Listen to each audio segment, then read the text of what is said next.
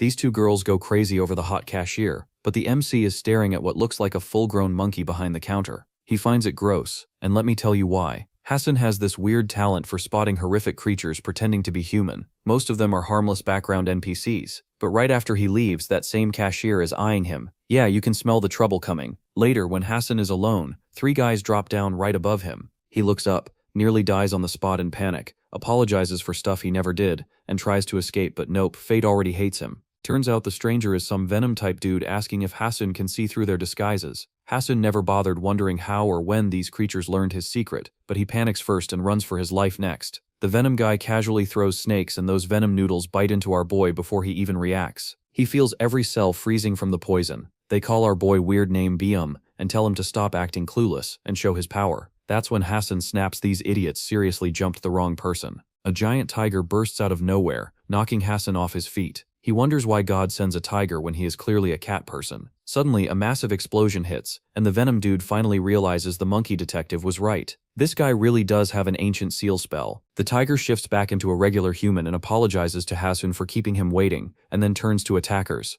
The lackeys think Biam's some newborn cub they can bully. Poor idiots don't realize this tiger plans to eat them for breakfast. He smacks one into the dirt like it's nothing. The second jumps in, only to get shut down by a leg slam and tossed aside like yesterday's trash. Then the venomous serpents slither in with their deadly bite. The serpent dude prays the venom freezes Biam in place. Turns out Biam casually crushes the snakes like stress balls. He drags the serpent guy in and claws straight through him. The dude splits into snakes and vanishes. Biam just clicks his tongue. Annoyed, the pest slipped away. Still, our hero ends up safe. Later, Bohm wakes Hassan up a little roughly, demanding food. Hassan, still recovering from Bohm's dramatic entrance, is more annoyed than grateful. Even after Bohm insists he's hungry, Hassan doubts this savior really deserves the title. Lost in thoughts about the snake bites, he just heads to the kitchen. While cooking breakfast, Hassan finally asks if Bohm is really the tiger from the Dangoon myth. Bohm asks what Dangoon is. Hassan calls him nasty to steal cat food, but Biam, a cat at heart, shrugs it off and tells the cat to back off. Hassan can't believe he's dealing with a legendary tiger and wonders about the snake freak. Biam ignores him, casually ripping Hassan's shirt open with a flick of air. He asks about Hassan's necklace, and after learning it's from his mom, pushes Hassan into a chair. Biam warns that things are about to get tricky. Hassan lightly whacks him on the head, declaring he's fine as long as those claws stay away. The next day, a new kid named Lee Young shows up in Hassan's class. Everyone's chill about it, but Hassan looks troubled. So there's this bully named Mansu, who runs into Young by pure bad luck. Mansu even grabs Young's head, but Young still smiles. Mansu loses it, swings at Young, but bam, Young's real side comes out. Mansu freezes like he can't even process what just happened, while his goons stand there confused. Then Mansu grabs a chair and turns it on them and starts to beat the crap out of them. While Young rejoices, Sojin peeks in quietly and is shocked to see the chaos. She rushes outside to find Hassan, but before she can explain, Young pops up behind her asking if she's talking about him. Sojin stands frozen, probably still in a post-jump scare daze, but strangely, Hassan starts walking away. Young tags along like it's the most normal thing in the world, asking if he can crash at Hassan's place. Sojin, sharp as ever, hits Hassan with a major task he didn't even know was on his plate, and he just nods like it's fine. They split, patting themselves on the back for being responsible, but it's a total disaster waiting to happen. Later, Sejin walks alone when Young suddenly pops up behind her, asking if she really thinks she can escape after messing up his plan. Next thing she knows, she's standing on the window ledge of a tall, empty building, quietly calling Hassan for help, while Young stands right there. One wrong move and she's toast. You see, Young has an ability of mind control that keeps her frozen, and he was sent by the Yacha gang to catch Hassan. 3 more vagrants show up, and one of them tells Young that their focus should be on Hassan, not some girl. Right then, Hassan storms in and is taken aback to see Sojin about to fall. As she tips outside, she says her body's under Young's control. Our hero yells for her to hang on, while he goes after her. But he's a total introvert and doesn't even ask why they're being targeted. The vagrants watch from a distance, confused about how a weak guy like Hassan is keeping a beast like Biam in check. Meanwhile, Young is still losing it, unwilling to accept the situation. Our hero calls out to Young, questioning his sanity. Young yells back, wanting to see just how pathetic Hassan really is. Suddenly, Sojin slips out the window. As she falls, the vagrants and Hassan can only stare in shock. She hits the ground hard, and Young laughs while our boy collapses under the weight of losing her. Young turns to the senior vagrants, saying Hassan has no powers at all, and that the goon is gross for not even being able to back up his own nasty acts. Young snaps at them, angry that they've been belittling him since he started. He admits he only stuck around to figure out Hassan's powers, but now it's obvious the guy's just trash. Our hero jumps him from behind, but Young freezes him in place, warning he's not in the mood for any killing today. One vagrant grabs Young's arm, insisting they need Hassan without a scratch on him. This just fires Young up again, but the senior tries to calm him down, so Young takes control of the guy's body, making him twist his own neck and break the rest of it. The others shout in disbelief, and Young tells them to sit tight if they want to stand again. He then turns to our boy and chokes him until he can't breathe. But suddenly a vagrant behind Young bursts with dark energy, which gets sucked right into Hassan. No one knows how he's consuming that dark mist like it's nothing, but now he's overflowing with power. Finally, our hero snaps back to control, feeling that wild energy coursing through him. Young gets all hyped to finally face someone who's actually a challenge. Our hero charges, and Young blocks it with that same annoying swagger. But when our boy unleashes a big blast, Young spits blood and freaks out, questioning how Hassan broke free from his spell. He starts twisting his own arm, shocked that Hassan is fighting back with his own power. Hassan grabs him, furious about Suffojin, and says Young's gotta pay for what he did to her. Young just smirks, thinking Hassan has no idea he's about to lose everyone. Our hero smacks him so hard that Young, in pain, actually wonders when this loser got so strong.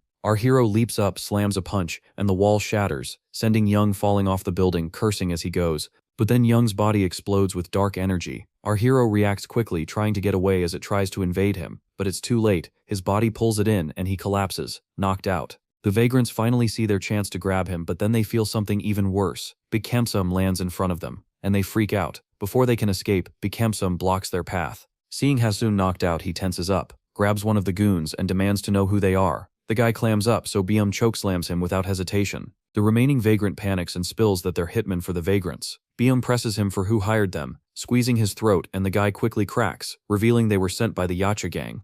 The scene shifts to the Yacha gang, where the DJ is pumping up the crowd. Over in one corner, a clean-cut guy tells a bossy woman that some DJ named Miho is suddenly taking the club by storm. She brushes him off and walks away with her crew. Little does she know she's actually Dokshini, the one in charge of the Yacha gang. She slides into a meeting that looks like total chaos. It turns out the neat guy was right. Miho's a vagrant too, and he's got his fox ears perked up trying to listen in. Inside, the gang is hatching plans to catch Haseon. Dokshini thinks they don't have to worry about Bing waking up, claiming her thugs handled it. It's kind of hilarious that she has no idea they're all dead, and even the other gangsters remind her that Bing is the strongest vagrant out there. She poses dramatically while pouring herself a drink, brushing it off as just wishful thinking. Just then the door slams open and a guard drags in Miho. He explains who he caught while Miho is sweating bullets, saying he was just trying to find the bathroom. Shiny notices that Miho isn't scared at all, which makes her tense up. She jumps at him, yanks him, and slams him against the wall. Miho actually asks if that's all it takes to leave a tiny scar and starts making fun of her muscles. She kicks him hard, but even while taking the hit, Miho keeps teasing her until she's about to lose it. Her crew rushes after him, and this wild fox doesn't hesitate to smash through a window and leap off the building. He lands perfectly fine and thinks he's escaped, but not for long. The boss lady dives at him from behind with her sharp claws. The way she moves is slick, almost human, but Miho's crazy defense keeps her from even touching him. Now it's Miho's turn. He powers up and shoots flames at Shine, but she just stands there pretending to be burned, which throws him off completely. From the fire, she figures out who he really is. Meanwhile, a black van is waiting, packed with a different team getting ready. The female leader, Yiseo, tells her crew to chill. They'll make their move when the time's right. Cut to Seojin's lovely nightmare reel, and our hero jolts awake sweating buckets. Bium is parked beside him, telling him to chill a bit longer. Our guy asks what happened to those attacking vagrants, but Bium just stays annoyingly silent. Our boy says he's been seeing weird stuff since he was a kid, and his mom told him not to panic because those things were their friends. Bium asks about his mom, but our guy keeps thinking about those creepy vagrant faces, and the 3 new clowns who clearly weren't friendly. He snaps and asks why these guys are after him now. Bium dodges it and asks again where his mom is. Our boy finally says she passed away. Bium pulls out his necklace and asks if she said anything when she gave it. Our guy says she told him it would protect him and never come off. Then Bium says he needs to meet her, leaving our boy fully confused. Back at Yacha Club, Shinny is teasing Miho, calling him a cute spy, and joking about not wanting to mess up his face. He retorts with a quick babe, which totally catches her off guard. Taking advantage of the crowd around, he jumps high and scales a tall building. Shinny's annoyed by Miho's powers, but she's no slouch either, and follows him up, just as she's about to reach the top. Out of nowhere, Miho hits him with a fire square to the face, and blasts it with insane force. But she ducks midair and dodges it. Then Shinny takes a boxing stance and throws a punch aimed right at Miho's face. He's quick but can't avoid the next hit, and it lands hard. Miho realizes he's up against a serious opponent. With no options left, he flips back, but Shinny's right on his tail, targeting where he'll land. There's a huge boom as Yiseo clears the area below, gearing up to jump into the fight. Meanwhile, Miho's head is spinning after taking that beastly hit. Shiny tells him he's only the second person to ever take her punch. Miho jokingly says he wants to meet the first person for real. She gets pumped, bulking up and tearing her shirt in the process. Miho gets into a defensive stance. For just a second, she blinks and sees Miho floating just out of her reach, which shocks her. Then he blasts fire at Shiny. She tries to block it, but the flames nearly scorch the entire rooftop. She ends up bruised and down on her knees, asking Miho when he landed in this world and why. Miho finally shows his true self and says he wants to find out exactly what her master wants. Turns out Shinny's also a vagrant, and she gets furious, but it's too late because Yuso and her crew show up, telling them to surrender. But instead, Shinny and Miho are just arguing about who brought in the third party. She winds up the banter by teasing him that next time he won't be able to take her hit and jumps off the building, acting like Yiseo is just boring homework. She lands effortlessly, leaving Yiseo stunned at how she can pull that off. Miho pops up right beside her, asking if she wants to know the truth. Yiseo freaks out and her crew aims their guns at him. Miho tells them to chill, saying he's ready to be caught. Miho plops down before the camera and claims he's a 50-year-old man. Yiseo takes a look at his face and tells him to quit lying. Miho spots the camera and instantly throws a cute pose, but Yiseo snaps back asking why he picked a fight with Jung. He shoots it right back at her, asking if she's sure she wants the real story. She pushes harder, pointing out that normal people don't blast flames or hop onto rooftops. He asks again if she seriously wants to know. They ping-pong questions until she finally asks why he gave up so fast, and if he's cooking up some deal. Our boy admits she's sharp for a field leader. She asks what he is. He raises his hand and asks if she truly wants the truth. The lights cut out and Miho reveals he is a nine-tailed fox as fire erupts behind him. He snaps the handcuffs like cheap toys and says you humans aren't the only tenants on this planet. Yiseo instantly aims his gun at him, clearly sensing the walking hazard in front of him. The scene shifts to the slums, where a man begs 3 thugs near some garbage to be civil. They don't care and say he can move, but only if he stays quiet. He gets beaten badly, and they demand their money. Suddenly, someone steps onto the wall behind them. One thug tells him to leave quietly. The newcomer grabs a baseball bat, and they laugh. Strange energy starts radiating from him. They mock him, asking if he really plans to swing it. He finally speaks, asking if they're scared. A close-up reveals he has only one eye, and the other side of his face has a strange bulging nerve-like growth. The goon keeps running his mouth until a baseball bat shuts him up and blasts him across the field like an actual ball, dropping him 50 meters away. He then tells the rest that if they want to stay alive, they should vanish fast. Cut to Miho's interrogation. Yiseo still thinks Miho is lying. Miho explains that every god in old myths was just a vagrant who slipped into this dimension. She asks if that means they're aliens from somewhere else. He says yes, adding that the god of war was a vagrant of power, greed, and bold guts, and the goddess of love was a vagrant of endless beauty. They come from different ages and places, but they've been living around humans forever. She accepts it, and says she'll just remind him of something he already knows. They are the intel team watching the Yacha gang. She suspects the leader Jung-yoon of having strange powers. Miho says she's a vagrant too. She asks what powers she has. He tells her that if she had been shot earlier she likely would have grabbed the bullet, and he would never be dumb enough to try that himself. As he says this, he snaps his cuffs apart again, making them lift their guns. He then corrects her. Her name isn't Jung-yoon. Her real name is Duok Shini. Cut to Shini stepping into a quiet room. She bows to someone who mentions hearing about the mess at the club. She says it's nothing worth stressing over. Honestly, the author made this guy way too good-looking for his role.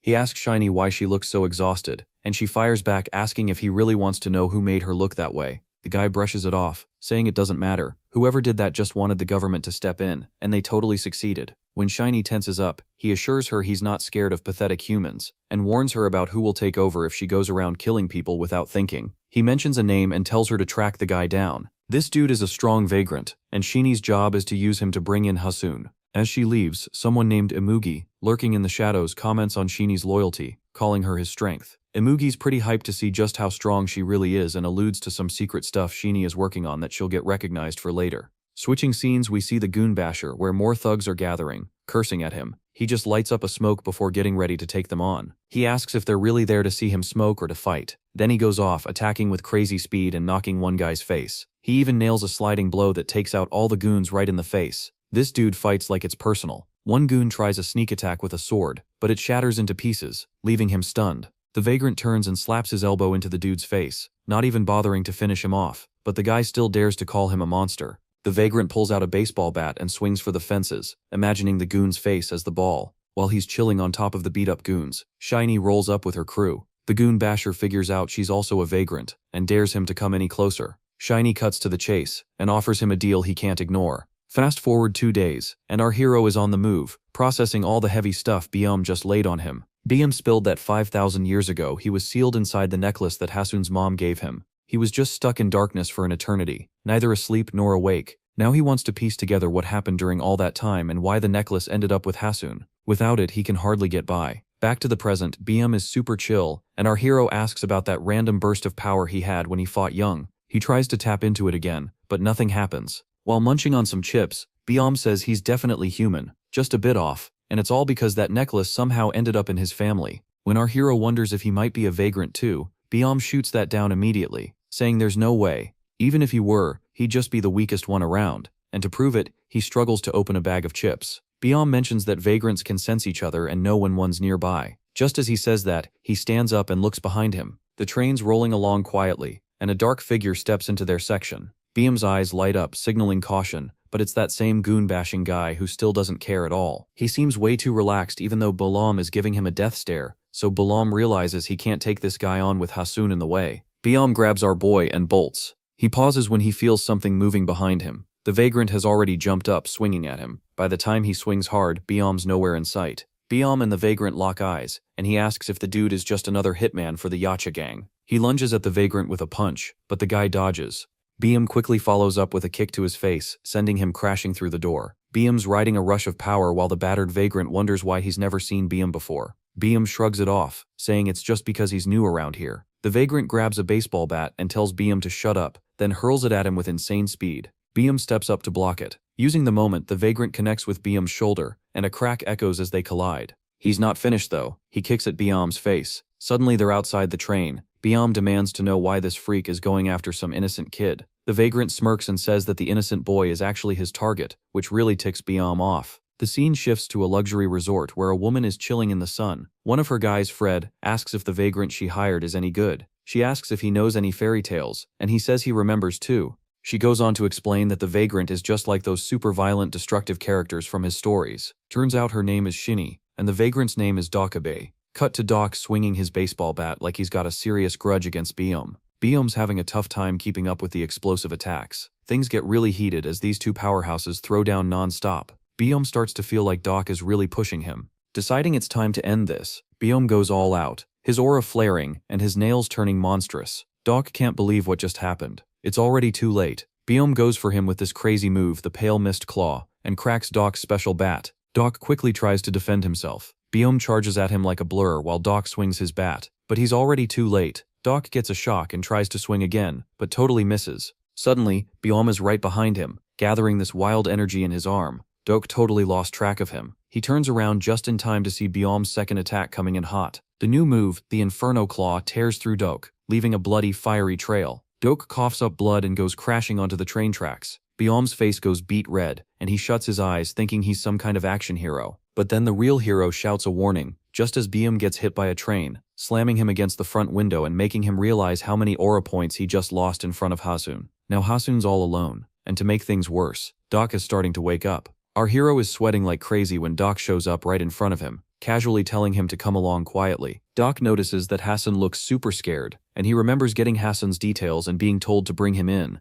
Back then, people back home were acting strange. They knew something was up but only took a little peek, and even Shinny thought it was odd. Still, she told Doc that BM would be the main issue he'd have dragging the kid in. Now at the moment, Doc is just straight up stabbing Haseon in the shoulders. He's thinking about how this weak kid could ever be a threat. The dark mist around them starts acting funny again. Before Doc can even process it, he lands a hard punch on Haseon, who starts bleeding. Doc calls Jason for some backup. Haseon finally shows some fight and bites Doc's arm, but he gets smacked away like a volleyball and crashes to the ground. Panicking, Haseon tries to run, but Doc appears out of nowhere and hits him again, telling him to stop messing around and start walking. Outside the tunnel, BM jumps back with crazy speed, looking dead serious. Inside, Doc's dragging Haseon, who's crying about his bad luck and wondering why everyone seems to want him gone. However, as Haseon pulls on Doc's arm and yells, his eyes light up. Doc catches a glimpse of him leaking some weird energy and curses. But it's too late because Haseon makes his move. As BM gets closer, he feels a heavy energy and thinks maybe it's another stray, but this one feels off to him.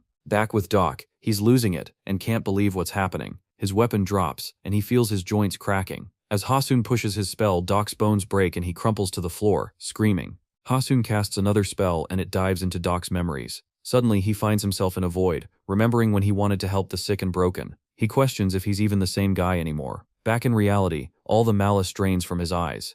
A train almost hits him, but he barely jumps out of the way. Now there's a bigger monster staring him down, and Doke knows he's done for. As the train rolls past, Doke spots Byeom's body glowing with a fierce energy. Byeom's furious at Doke for even touching Haseon, totally unaware of how much Haseon has already messed him up. The scene shifts outside the lab, where Imugi brings Shinny along, and they run into that weird guy from earlier. Imugi can tell right off the bat that the experiment worked, and the guy outright admits it. Turns out he's Haseon too, a famous doctor that Shinny never thought she'd actually meet. He breaks down the whole process pretty simply. They took Haseon's DNA, tossed it into a test kit, and just waited to see how the body reacted. Imugi asks how the results turned out, and the doc says they were insane. Better strength, stamina, reflexes, and healing. Imugi jokes about feeling jealous, but the doc quickly points out the downside. Those boosts don't last long, and the kid goes back to normal in a day. To get the full benefits from what the body produces, they'll need the real deal. Imugi catches on right away. They need to bring Haseon here. He asks how the test subject is doing, and the doc mentions that the failed implant left the kid in pretty rough shape.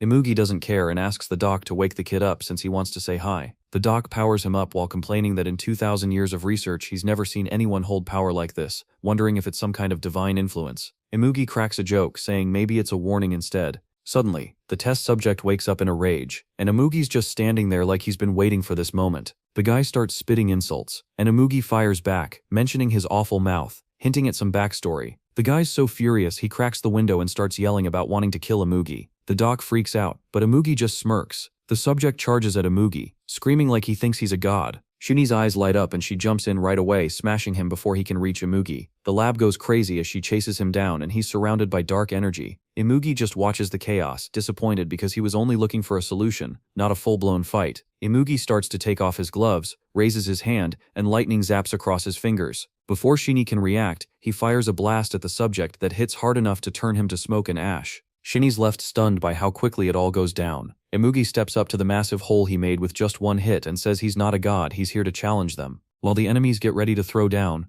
Byeom is on a ship battling with seagulls trying to steal his shrimp chips, swatting them away with his claws while our boy is still out cold. He remembers when Byeom asked why he stopped him from going after Duck, and our boy said it was because Duck already has a place where he's needed. The scene shifts to those same slums where Duck is stumbling through the streets, drenched in blood. People rush to him as he finally collapses, and it's obvious they're the ones he's been fighting for all this time. Back at the lab, Shiny gets a call and tells Imugi that Doc messed up trying to grab Haseon. She decides to handle it herself, but Imugi jumps in and says he'll go instead. She's a bit shocked, but he gives her a sly grin, saying he hasn't felt this excited in ages and that his heart is racing. Meanwhile, our hero's ship lands on a totally deserted island. He explains it's Baikwa Island, where he lived until he was 7, even though he can't really recall anything about the place. Beam urges him to take the lead, but our boy snaps back, telling Beam to follow him since it's his island. As they explore deeper, he realizes everything has changed. Even his memories don't match what's around, and he starts to wonder if something went down here. He remembers racing through those paths with friends and hearing his mom calling him back home.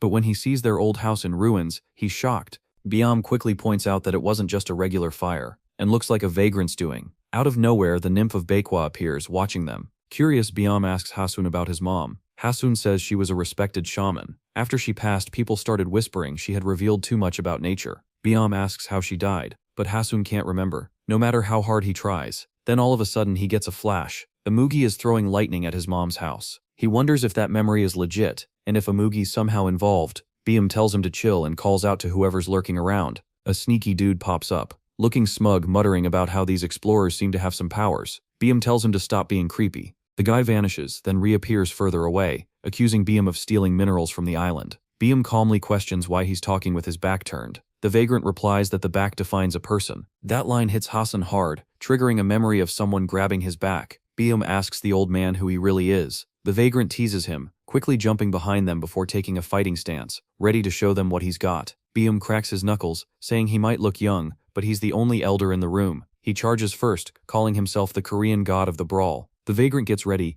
eager to see if the legends hold true. He swings, but Beam glides past and slips behind him. The old man grins, saying that's exactly where he wants him. He strikes again, but Beam keeps dodging, teasing him about being too slow. The vagrant gets annoyed and tries to slap him, but Beam avoids it. Eventually Beam lands a hit across his back, causing clear damage. The old man winces and admits he's starting to get who Beam is, but still mockingly says he expected more from those skinny legs. Beam freezes, irritated, and warns the old man that he's really not in a place to talk. He slashes twice at lightning speed and asks if that still feels weak, insisting the old man repeat what he said about his legs. Byum points out he can see the old man's moves before he even thinks of them. With the vagrant now bruised and stumbling, Byum steps up asking if he's ready to spill the beans on who he really is. The old man stays quiet for a moment, then his hand bursts with energy. Suddenly a massive stone structure shoots up from the ground and slams into Byum's face, sending him flying. The vagrant straightens up, grinning, and asks if they're still curious about his identity. More stone pillars erupt around them as he gets ready.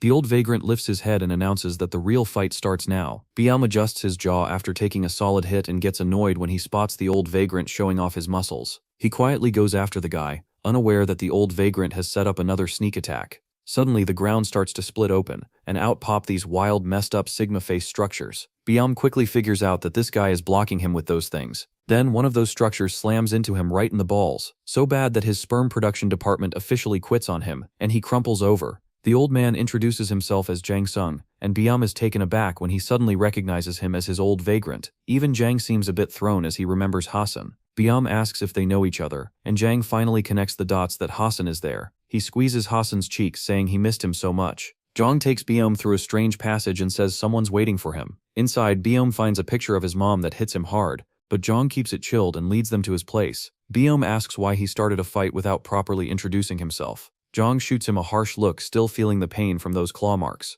However, Jang lights up when he sees Haseon, finally feeling some relief after worrying for 10 years. Byum asks how his mom died, and Jang prompts him to remember the storm, the lightning strike, and some shady guy watching from afar. Then he fills in the blanks. Back in the day, his mom was involved with a dangerous guy, a wannabe dragon, and realized there was no way to stop him, so she focused on keeping her kids safe instead. She handed little Haseon a family necklace and made him promise to protect it. He didn't fully understand back then, but she had faith that he could handle whatever came next. Now Jang finally drops the name, the Amugi. Just hearing it sends chills down Byum's spine. Meanwhile, a scared vagrant is sprinting through a bunch of tall buildings, chased by Miho, who's calm but radiating power. Miho tells him to trust him, insisting he only wants to talk. The snake-faced vagrant collapses, bleeding and shaking. Miho demands to know where Byum is, the one he accidentally awakened as the poor guy keeps bleeding out.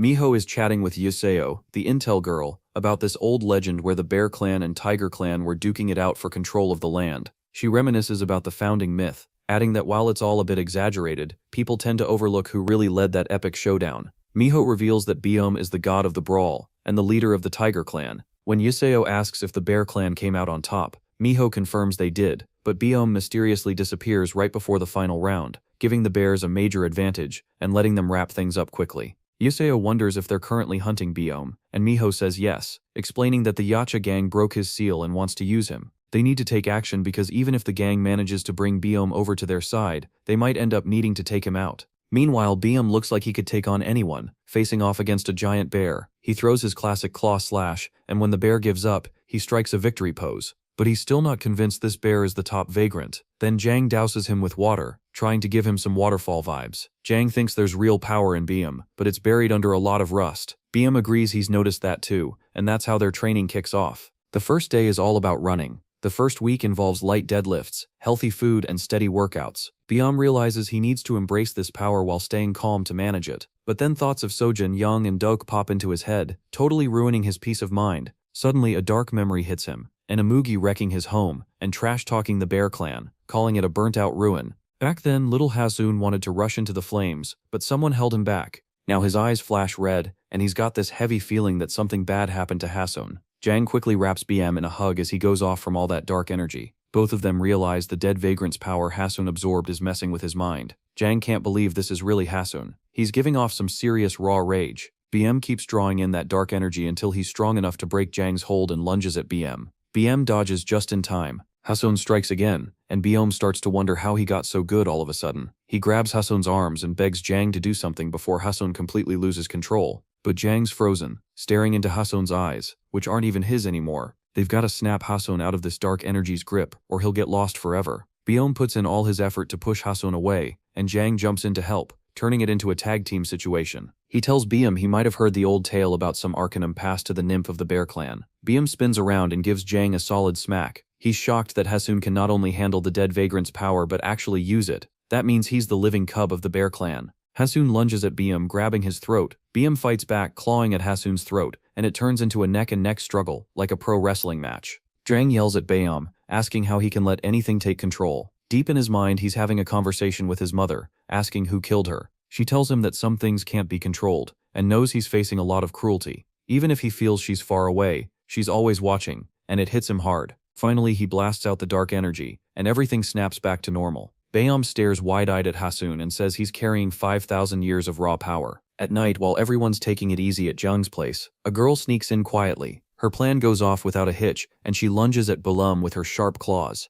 Just as she's about to land a hit, an explosion jolts Balum awake, leaving her a little disoriented. The goofy guy shows up, and the vagrant girl goes off on him for messing up her attack. Jang's freaking out, still wearing his eye mask and not able to see anything. Byum is really ticked off. These attackers just wrecked his awesome dream. He warns them that they won't make it back alive. Meanwhile, outside, our hero is grinding away training against tall structures. He suddenly realizes all this chaos is happening because he's from the Bear clan. Just then, someone attacks him out of nowhere, but thankfully he manages to block it. Another enemy closes in behind him, trapping him. A third guy rolls in with a flaming hand and blasts fire at our hero, who ducks just in time. This beast, a vagrant, looks down at him with a mix of pity and amusement. One of his buddies wants to take Haseon, and our hero is confused about who these guys even are. He decides to face them solo, but one vagrant decides to take a swing at him to test his strength. Back at Jang's house, Jang is holding his own and seems to be taking down the big guy with little effort. The girl notices him, but Byum jumps in, landing some serious damage on her. It turns out she has some crazy healing powers. She warns Byum that he's picking a fight with the wrong person. Byum's losing it, asking about Hassan and putting the pieces together that they might be Yacha lackeys. The girl isn't flattered by his compliment, and says they're actually a bunch of assassins. Byum figures that if they've got a girl with regeneration and a dude who brushes off punches, they must be a distraction to kidnap Hassan. Things are heating up now. Meanwhile, Hassan is barely keeping up as his opponent, who's like a living lightning bolt, throws punches and kicks. He struggles to dodge. The guy even snaps a selfie while landing a kick right to Hassan's face. Our hero is at a loss on how to handle this weirdo. Another vagrant steps in, telling the other to take a breather while he takes his turn beating Haseon up. Our hero wonders what he did to deserve this shift. As the vagrant swings his sharp claws about to strike, our boy plans to use Young's powers. Out of nowhere, the attacker glitches out. His buddy tells him to stop fooling around, but then the vagrant suddenly snaps every bone in his body and crumples to the floor. Our guy powers up, leaving the other vagrant in shock. But our hero knows this one won't play nice, even with powers, because he's super fast. The vagrant charges and our boy grabs his leg, blocking him, and then lands a hard hit right on his head, sending him crashing down.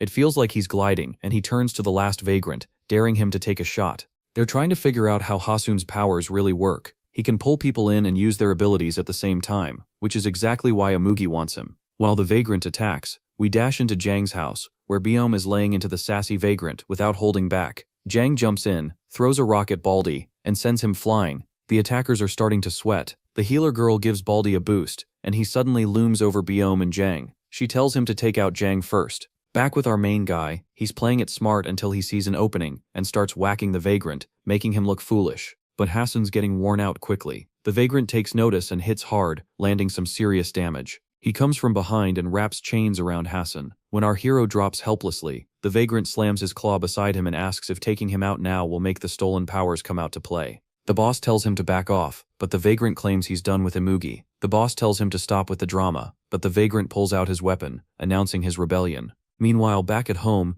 Baldy's gone wild but gets quickly humbled by a team combo. The healer calls him a trash fighter and tries to buff him again. Byum scoops her up mid-spell and tells her that even a vagrant can't survive a beheading. She's shocked, but her moment's cut short because she's already out of the game. Back to our hero. The vagrant attackers start brawling with each other. The boss gathers power for a punch to put his junior in his place, but the rebel dodges mid-air. Another punch comes in and knocks him down. The boss reminds him that he made his choice and turns his attention to our main guy. Suddenly, power surges into him and freezes him in place. The rebel vagrant has used a power just like Young's. Then he strolls over to our hero, who's lying there like he's on a break from his main character duties. He grabs Hassan's hair and claims he's his new partner, warning that if he tries anything smart, he'll be picking his tendons off the floor. Out of nowhere, a huge monstrous hand comes down and just snaps the vagrant's neck. Back at Jang's place, Byum and Jang are totally shocked by this surprise attack in the middle of the night. Byum asks about Haseon, and the old man thinks they should check on him but believes he's doing fine. Then dark energy starts leaking out of the dead vagrants. The old man can't wrap his head around the fact that Haseon is absorbing it,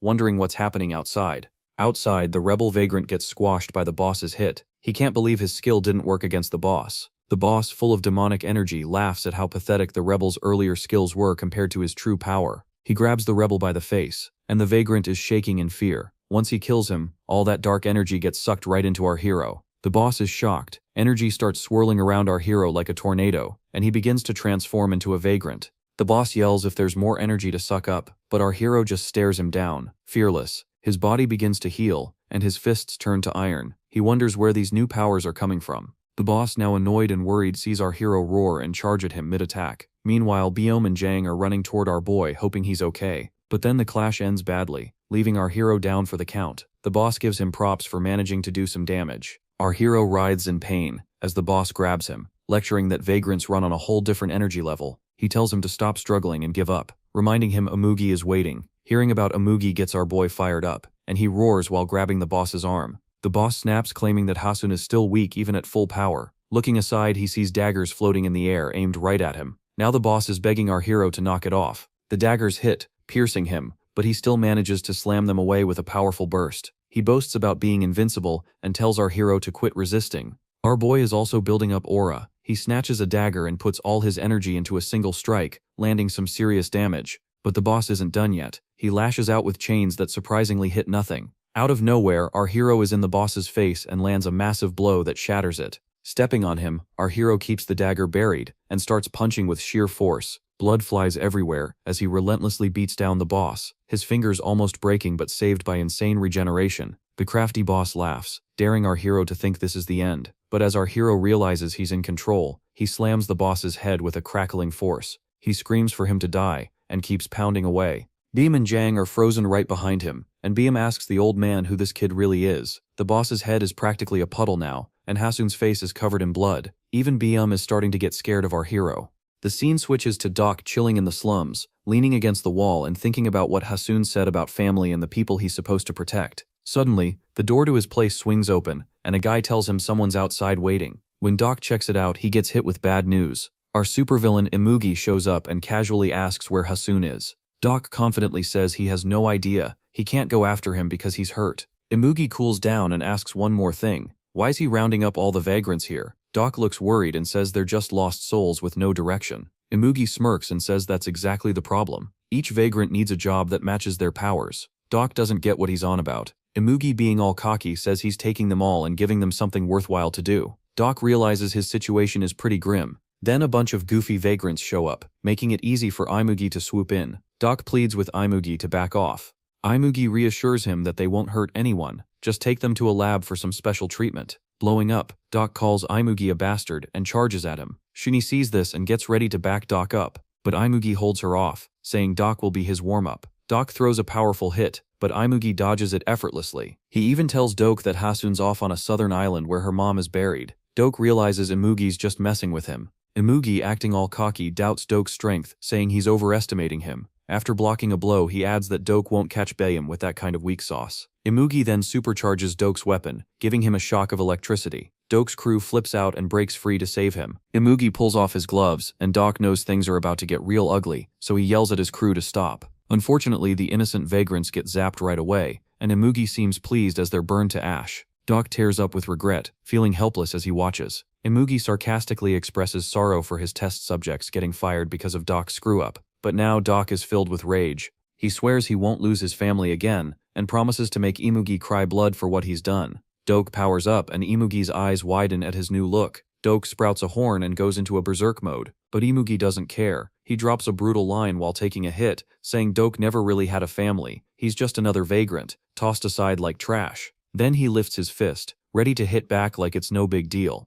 We flash back to Doc's past, where a bandit asks about their plan. Doc tells them to hang tight and casually suggests splitting the loot, acting like he's doing them a big favor. One guy can't believe he's actually giving away that precious grain, and they all start thanking him like he's some kind of hero. But the next thing they know, they're hanging from a tree, begging him to take everything if it means they can live. Later on, Doc's sitting at a table, feasting with them as if nothing ever happened. They call him Chief and want to know what's next after sharing a meal. Doc shrugs and says they'll just rob those filthy nobles again because they always have money. Fast forward a bit, and Doc's trying to take out Imugi, but he suddenly remembers he doesn't want anything anymore. Everyone knows who he is now, and with his crew, he's ripping off the bad guys and keeping it all for himself. We go back again, and it looks like a day full of tragedy. Their whole area is burning down. Enemies and every little villain who hates them rush in, weapons swinging everywhere. Dok is on fire and yells out Mokwa, that's his wife. He claims he'll carve a path for them, and tells everyone to follow, but then he sees his guy Mihoding begging for help. In desperation, Mihoding asks Dok what any of this means. He tells Dok to get out of there. Dok finds Mokwa, but she's hurt really badly. In a panic, he calls her name, and then he notices shells falling right towards them. He doesn't run, instead he jumps in front of her to shield her. The troops storm into the flames to make sure everyone burns, but Dok takes control and walks out swinging, not leaving a single person unscathed since they took everything from him. As he spots his fallen friends, his rage skyrockets, and he hurls the attackers back into the flames to wipe out any trace of them. But not everything is lost, his wife is still alive. He asks if she's hungry, and she says she's fine, just can't feel her legs. For a moment Dok freezes, and then reassures her he'll be her legs for life. Meanwhile, the enemy chief lurking behind all this chaos is still alive, grinning smugly at the burning scene. A lot of time passes, and winter rolls in. Dok keeps moving, hoping to finally find a place that feels like home. He watches planes zooming through the sky and realizes humans have gotten way stronger than any vagrant he ever met. Eventually Mokwa tells him to take a break. Dok insists they need to find shelter before the snow gets them. Mokwa says her youth feels like a fading dream. She's aging fast, while Dok looks exactly the same. He reassures her she's still the same as when they first met. He wonders if he's turning into a ghost, and she says no way a ghost shares grain with starving folks. Only a deity does that. She tells him to keep living and looking after everyone, saying her life gets interesting just because she met him. Then suddenly Mokwa stops talking and moving. Dok realizes she's gone and breaks down. He promises to wake her up once they get going again, but that moment never comes. Now back in time, he swears he'll never lose his family again. Imugi shoots a blast of lightning straight into Dok's chest. Time pauses as they stare at each other, chaos swirling in their heads. Then Dok drops. Imugi tells Shinny that Dok might still be useful and she should take him. Shinny asks what to do about the village, and Imugi grins, telling her to just burn it. After it's done, Imugi stands among the ruins with a smile, watching it all go up in flames. On Baekwa Island, Miho shows up and confidently says that their target is definitely around. He catches some sounds and looks closer, realizing what he's actually seeing. A long-haired, muscular guy who moves with a crazy amount of power. Miho thinks that energy is unreal. He's staring at Jang, the Korean god of brawl, the top vagrant out there. Jang flashes his strength and Miho is convinced it's Baebul. Jang takes out his earbuds saying he loves that part of the song. Behind him, the intel commander asks Miho if that hyped-up guy really is Biome. Miho responds that he's absolutely sure. Just then, the log underneath Jang shifts and reveals their hiding spot, asking who they think they are. Meanwhile, in Haseon's lab, something intense is happening. Dok is strapped into a vessel and hooked up to a drug. Haseon is excited, gushing about how great this is. It's been ages since she dealt with a specimen like this. Shiny starts realizing that Haseon has gone a bit off the deep end. Haseon mentions she needs to keep things under control because if the subject goes wild, it could spell disaster. Shiny tells her to reach out if things go sideways. Haseon appreciates that and shares how her team failed to capture Haseon. Shiny processes this and acknowledges that she just learned about it recently. Still, she warns her to be cautious since Imugi will take care of it himself. Haseon laughs, apologizing for her eagerness, and says she can't wait to try out a bunch of ideas once she gets her hands on that kid. Back on Baekwa Island, Miho tries to calm Jang down, insisting he's not an enemy. Jang fires back, saying they were spying just days ago, and now they're out in the open. Miho is confused, so Jang goes quiet for a second, then lunges at him. Miho dodges and smirks, impressed. Jang tells him to get ready for round 2. He strikes again, but Miho avoids every attempt. Jang thinks it's cool that the kid's pretty good, and jokes that he looks like a bunny rabbit. Miho insists they need to talk since things are way too risky. Jang brushes him off, claiming he doesn't chat with enemies. Then he uses his strength to knock over the log Miho's on. Jang gets mad and decides to pull down all the logs, shoving them with all his might while yelling for Miho to choke on them. Realizing he can't stop Jang, Miho bolts.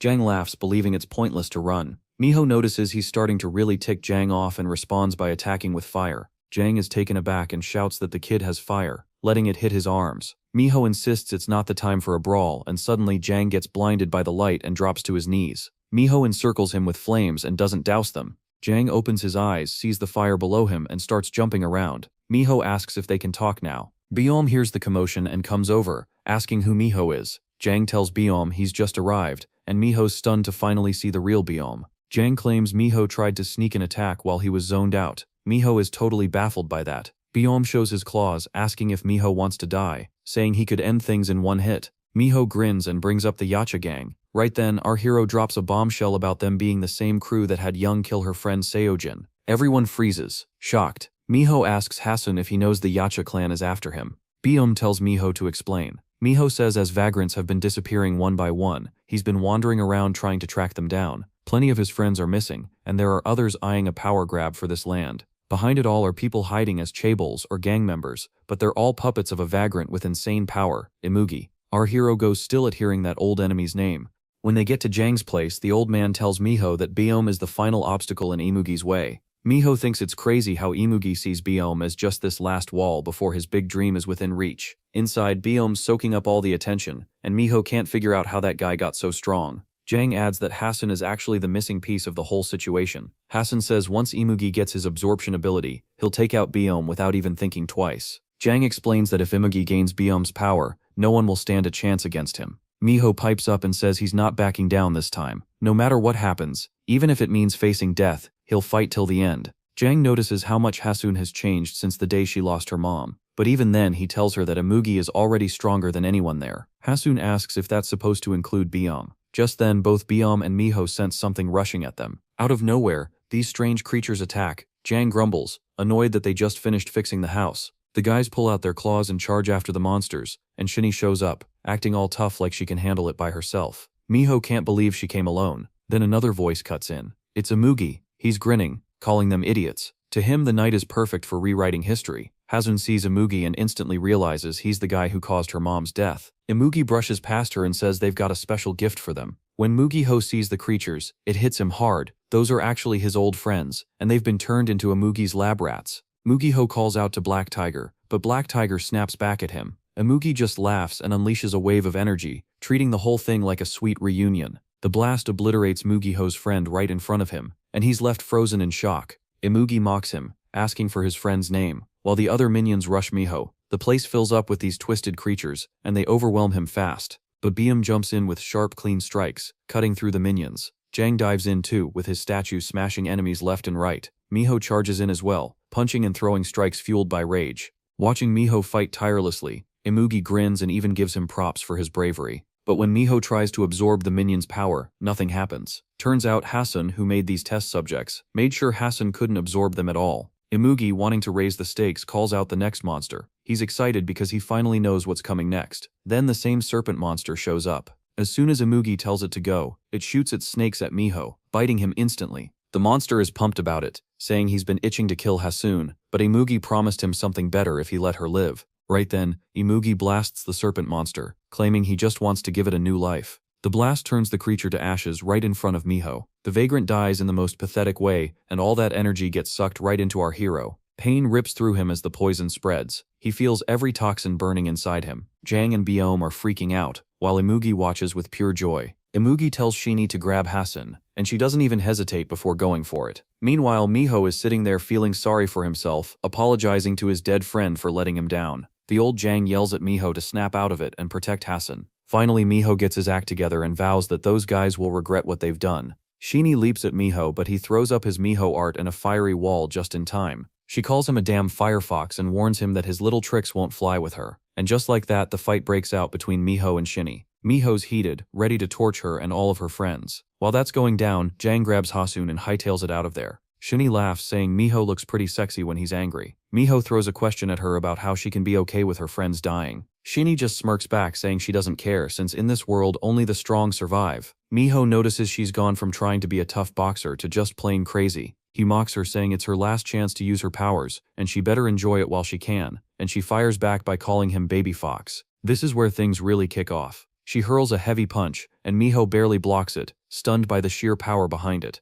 Shinny doesn't hold back. She follows up with a nasty leg slam, and Miho finds himself stuck defending non-stop, getting knocked around. Shinny is cackling like a total maniac. She swings again, knocking Miho off balance, and when he drops, she jumps right on him for another hit. Annoyed and out of breath, Miho realizes he can't just keep running. It's time to fight back. He powers up, his eyes glowing red, and his whole demeanor shifts to something wild. He's clearly using everything he's got left. With a laugh, he pulls out the Miho art called Howling Amber Blade, transforming into something more beast than human. He roars that he'll burn everything in his path. He shoots upward, daggers forming in his hands as a shockwave erupts. Shinny stumbles back, furious and surprised, but it's too late. Miho is all over her with those daggers, hitting her from every angle. She's furious now, but still taking some hits. Miho keeps the heat on, but she kicks at his face. He's too quick, ducking under it and striking back. They face off again, both determined. Miho charges in again, but this time, Shinee grabs his arm. He struggles against her grip, but it feels like steel. She laughs, pleased she finally has him, and dares him to escape. Miho challenges her to try, but she slams her forehead into him, throwing him to the ground. She tells him to get back up, clearly eager to see what else he's got. Running low on energy and covered in blood, Miho sees Imugi step in, who can't help but comment on how this feels like déjà vu. Imugi reminisces about the old year of the snake and chuckles smugly. Miho looks worried as Imugi brings up a blood-soaked limping fox from 500 years ago that Miho can't believe he remembers. He recalls the monster hunt that wrecked the city, led by none other than Imugi. Imugi says it took them ages to move past that. Miho asks what Imugi got out of it. Imugi explains that humans brought shame upon their kind, so the retaliation was deserved. Miho shoots back, calling that nonsense and pointing out how many friends were lost because of it. Imugi argues that living alongside humans is pointless if they outlive them by thousands of years. Furious and crackling with energy, Miho yells that if he can't kill Imugi tonight, nothing else matters. Using the art of Kamiho, he goes berserk and unleashes his ultimate move, Heavenly Fox Advent. His body lights up as he prepares to take down Imugi. Shinee tries to step in but is thrown aside. Facing the ramped-up Miho, Imugi stays cool, calling it lovely. The two get ready to battle as the monster hunt kicks off for real. Miho yells that he's gonna get revenge for his friends, even if it means he has to go down today. Imugi starts cracking up, saying he hasn't seen such a big display of loyalty in ages. Miho tries to make a move, but nothing happens. Imugi tells him it's over, he controls the wind and rain, and there's no way Miho can beat him with fire. Then Shinee jumps in and takes Miho down with one hit. Imugi asks if Miho has any final words. Out of nowhere, Dang shows up behind Imugi, shouting for him to stop. Meanwhile, Shinee flies up behind Jang, trash-talking him like he's useless. When Jang turns to see the mess he got into, Imugi zaps him with lightning, and Jang goes down screaming in pain. Imugi laughs and tells Jang to crawl back into his corner, just like when he messed up Haseon's mom and stomped on Jang's skull. He plans to finish Jang off and take Haseon for himself. Jang can only curse back, but Imugi gets distracted and notices Bingham is already charging at him. Bingham lands a punch right on Imugi's face. Suddenly Shinee yells at Bingham, claiming she's his real rival, not Imugi. Bingham isn't having it.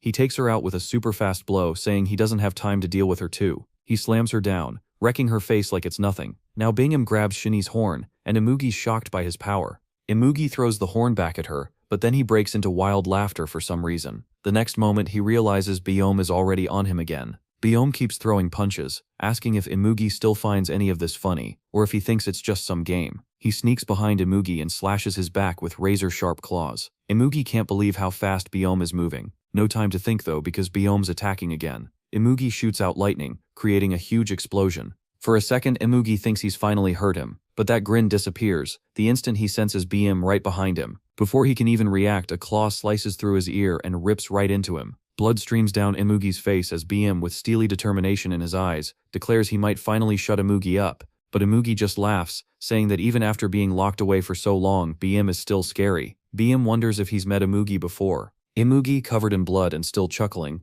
tells him to look closer and remember. Biome starts piecing it together that Imugi used to be the Bear Clan's guardian. Imugi presses him to make sure he remembers. Biome confirms that he does, adding that Imugi was useless back then too. Suddenly a bright pulse appears in front of Biome. Imugi instantly gets restored as dark energy explodes from him. He reminisces about how Biome was once seen as the strongest but still lost, leaving only stories behind. Imugi rises into the air, enveloped in darkness. The hole Biome punched in him seals up like it was never there. Massive tentacles and serpents burst out from Imugi's transformed body, and he laughs down at Biome. Imugi talks about how Biome slept for 5,000 years and crushed anyone who dared to get in his way. Biome just smirks, calling it a cute trick. That sets Imugi off, and he releases his devil serpents. Biome tries to tear them apart, but they wrap tightly around his arms. Imugi mocks him, asking what he thinks he can do with just his claws. More monstrous serpents appear, and start tearing into Biome, biting his skin. Biome is annoyed, calling them worthless strings. Imugi taunts him, questioning if brute strength can really solve everything,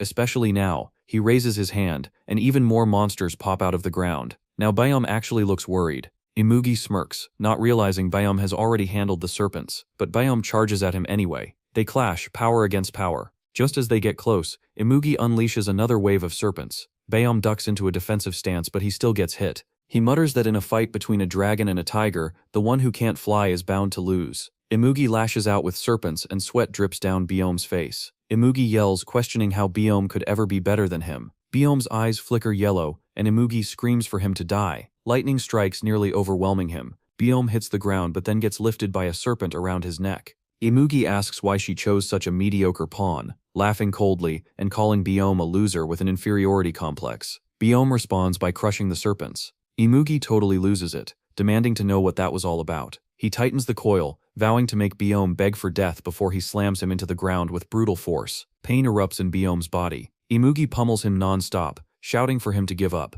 More serpents dig into Biome's flesh. Even Biome can feel himself fading. Imugi slams him into the earth again, glaring down with vicious eyes. He loosens the serpents and sends one for Biome's throat, convinced he's already won. He calls it Biome's punishment, and summons thunder once more. Lightning crashes down, creating a huge explosion. Imugi laughs, insisting that all that talk was pointless, and pulls the serpents back as smoke rises. In the haze, Imugi is confused about what's happening until suddenly, one serpent gets ripped apart. He snaps back to reality, demanding to know where Biome is. Then out of the smoke, Biome grabs Imugi's arm with a grip so tight he can't move. Biome stands right in front of him, eyes pitch black with a golden glow, and calls Imugi a slippery fish pretending to be a dragon. Imugi gets angry, but it's too late. Biome says he'll show him what a tiger can do. He strikes with incredible force, sending Imugi flying like a rag doll. Before Imugi even lands, Biome is right on him again, delivering a crushing blow that buries Imugi in the ground. He collapses like a puppet with its strings cut, blood dripping from his mouth, but he still laughs, claiming he's been fighting non-stop.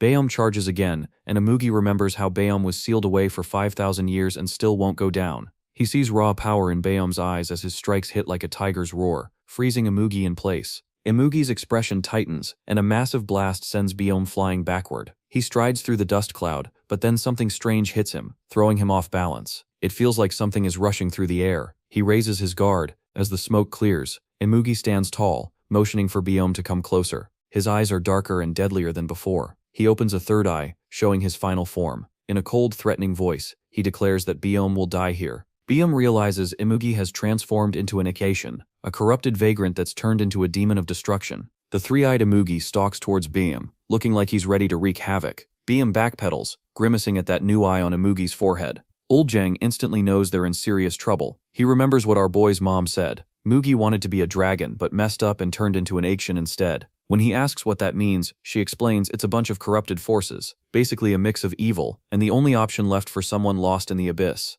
Old Jang realizes she was right. He tells Bai to grab Haseon and bail, but Bai won't have it. Jang insists it's too risky to stay, but Baim is dead set on taking down Imugi tonight. In a split second, Baim appears right behind Imugi. The speed is insane. Just as Baim reaches out, a tentacle lashes out and grabs his arm before Imugi even registers it. The grip is fierce, and Baim feels the pain, confused about where all this pressure is coming from. Imugi lifts him off the ground, dragging him down with those tentacles. With a smirk, he fires pitch-black lightning straight at Biome. The whole gang shouts for Biome, but Imugi barely pays them any mind. He's already won. Suddenly, Biome is in the air above and behind Imugi. They clash hard, trading blows. Biome swings, but Imugi blocks him. Dark arms grab onto him mid-attack, fueling his anger. Imugi slams him back, but Biome breaks free and rips away the tentacles. In no time, they're trading strikes while spinning through the air. Old Jang sees Imugi has become pure evil, while Based looks like he's about to drop. Just then Misho wakes up and can't believe it's really Imugi. The devil snakes clash with the trigger claws, and the fight feels intense. Biome tries to gain an edge by going higher in the air, while Imugi, calm and smirking,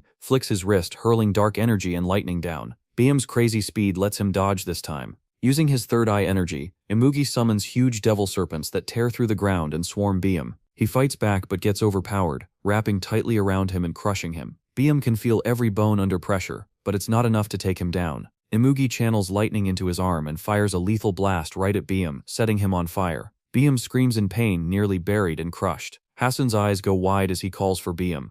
Through the smoke, Biome realizes he's lost so much blood he can barely move. Imugi hovers above him, mocking his earlier bravado, claiming he's not the Imugi Biome once knew. He raises his arm to summon red lightning. The clouds crackle with energy, ready to strike, and this time, Imugi looks like he's about to finish Biome off for good, unleashing all that energy. Out of nowhere, Old Jang leaps in, tossing wooden statues into the air to block the attack. He yells for Biome to pull it together, saying he's bought him a bit of time. Biome can barely get himself to move. Jang is running on fumes, pleading for Biome to get back up. Meanwhile, Imugi cranks the lightning to max, pouring every bit of energy into it. Old Jang stands his ground, determined not to let his loved ones go down. Haseon remembers he's a hero and coils chains to attack Imugi. Jang tries to stop him, but it's too late. Imugi turns his attention towards Jang. In that moment, Byom finally rises, fully powered up and ready for round 2.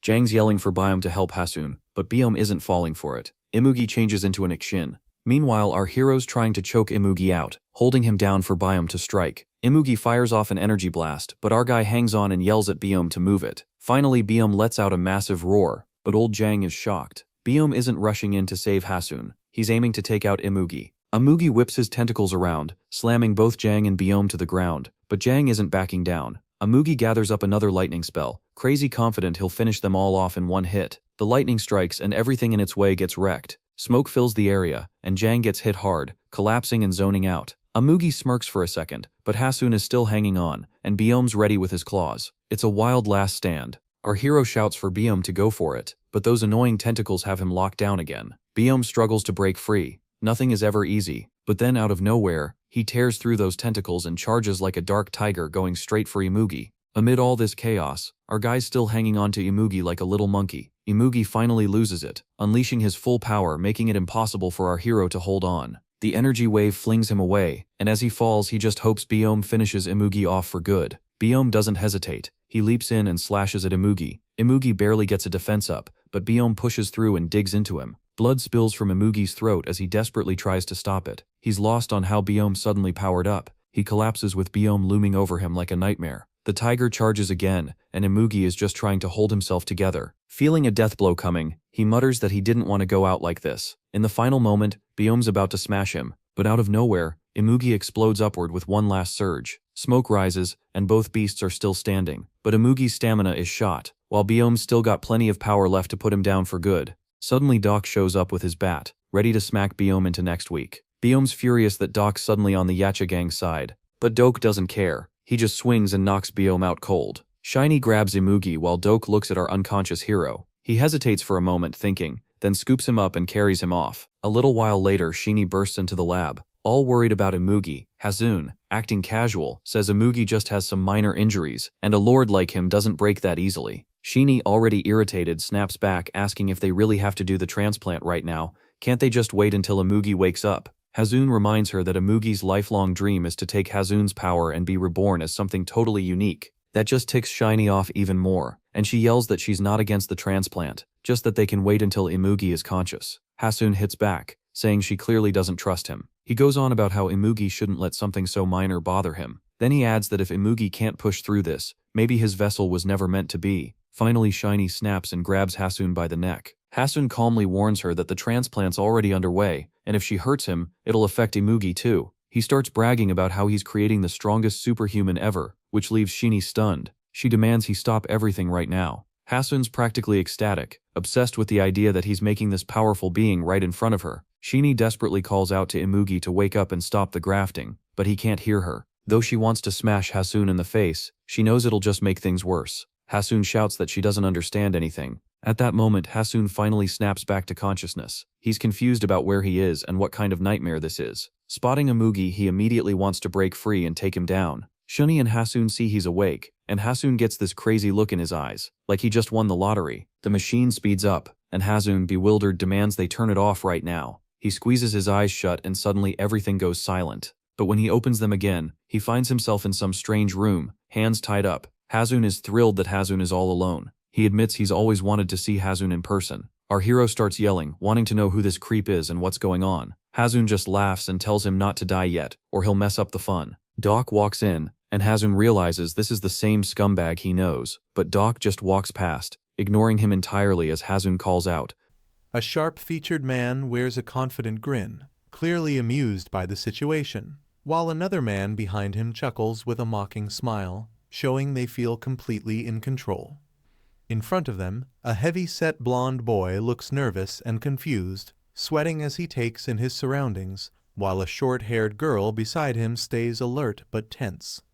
The blonde boy asks where they are and who these people are, clearly not understanding what's happening or why they're surrounded. Instead of answering, the men laugh at his question, one of them leaning forward mockingly as the group tightens around them, making it clear they have no intention of explaining anything. A frightened boy looks around in panic, his eyes wide as he demands to know where someone has gone, clearly realizing something is wrong. One of the men locks onto him with a cold stare, staying silent as he studies the boy's reaction, already sizing him up. Another man steps closer with a cruel smile, openly stating that they are going to enjoy dealing with him, making their intentions clear. Nearby, a muscular man watches calmly with folded focus, showing no urgency to stop what's about to happen as the tension fully settles in. The muscular man watches with mild curiosity, letting out a low reaction as he calmly observes the situation unfolding. Suddenly, his expression sharpens when he senses movement, his eyes narrowing as something unexpected catches his attention. One of the attackers lashes out in anger, striking violently while shouting in frustration, releasing his pent-up rage through brute force. The blow sends the victim crashing hard to the ground, the impact echoing through the room as the attack lands cleanly. The aggressive man smirks as he approaches, saying he is just as curious, while admitting he has been wanting an excuse to beat someone up. On the ground, the injured boy struggles to breathe and weakly asks what they are all doing there, clearly shaken by the attack. Looking down at him, one of the men mockingly welcomes him, treating the situation like an introduction rather than an assault. Stepping forward, the leader declares that the boy is now part of Class 13, as the group closes in and the tension fully settles. Lying on the floor, the boy clenches his teeth in confusion and repeats the name in disbelief, clearly not understanding what Class 13 even means. Still trying to process everything, he asks why this place is called a school and what they are supposed to be learning there. One of the men grins coldly and answers that they do learn a few things, using a cruel example to make his point clear. Leaning closer with a mocking chuckle, he adds that there is no graduation here, making it clear that once you enter, there is no escape. One of the men explains that someone named Huachuo is the one truly learning, while everyone else here is treated as nothing more than test subjects. He describes their lives as lab rats locked behind iron bars, forced to keep going until they eventually die without any escape. As the boy struggles to stand, another man steps forward and bluntly states that Class 13 is the lowest rank among them all, setting their position clearly. With a smug grin, the leader cuts the talk short and tells the boy to fall in line and get along, making it clear resistance is pointless. One of the men chuckles and calls out to the girl named Lita, casually placing a hand on her shoulder and telling her to check the boy. The boy reacts in shock, his eyes widening as he realizes something unexpected is happening in front of him. Lita's eyes suddenly glow with an unnatural blue light, releasing a strange surge that fills the space with pressure. The boy jolts and twitches in alarm, confused and unsettled as he wonders what she is doing to him. Lita's glowing eye intensifies as a strange force surges outward, signaling that her ability is fully activating. The boy winces in pain and discomfort, his body reacting violently as nausea and dizziness overwhelm him. While maintaining control, Lita evaluates him calmly, noting his mental resistance and physical flexibility as the scan continues. Watching the results with interest, another observer reacts with mild surprise, clearly intrigued by what Lita has discovered. Lita continues her scan and lists multiple abilities one after another, including weapon summoning, telekinesis, regeneration, and body hardening, forcing the others to stop and listen. Struggling to breathe, the boy panics internally, realizing she is somehow reading his powers while his body still hasn't recovered. One of the men reacts in disbelief, questioning how someone could possess so many abilities at once. The leader glances at Lita with interest and asks if she is certain about her assessment, clearly starting to see the boy in a new light. Lita pauses mid-scan as the others react in disbelief, expecting even more abilities to be revealed. Her glowing eye flickers briefly before she goes silent, signaling the scan has reached its limit. She calmly states that she misread earlier and confirms there are no additional abilities beyond what she already listed. Watching this unfold, the leader grins with clear interest, remarking that the boy might actually be useful after all. One of the men laughs it off, mocking Tabasa, while complaining that he keeps getting pushed aside during the discussion. Growing impatient, he grabs the boy by the collar and demands to know who he really is. Another man snarls in irritation as the tension spikes, clearly annoyed by how things are unfolding. The boy finally shouts back, insisting he needs to see Huachuo and arguing there is no reason for him to be used for experiments. The boy is slammed down hard, crying out as his body hits the floor with force. Nearby, the muscular man stiffens slightly while Lita watches from behind, sensing the situation escalating. The attacker snarls that no one escapes this place and claims the boy is nothing special, asserting his dominance. Enraged, he charges in and beats the boy again, accusing him of acting superior as the blows land one after another. The attacker mocks the boy, asking if he is scared, but suddenly freezes as something shifts in the air. Nearby debris and an overturned desk loom in the background, emphasizing the heavy tension filling the room. Despite the pain, the boy slowly forces himself back up and challenges the attacker, questioning if he really thinks he is stronger. Stunned by the response, the attacker yells in rage, clearly shocked that the boy still has the nerve to talk back. As the tension peaks, the boy's eyes suddenly glow, chains snapping into place around his arms as his power activates without warning. In a burst of speed, he lunges forward, dragging the chains through the air and shocking everyone who witnesses the sudden counterattack.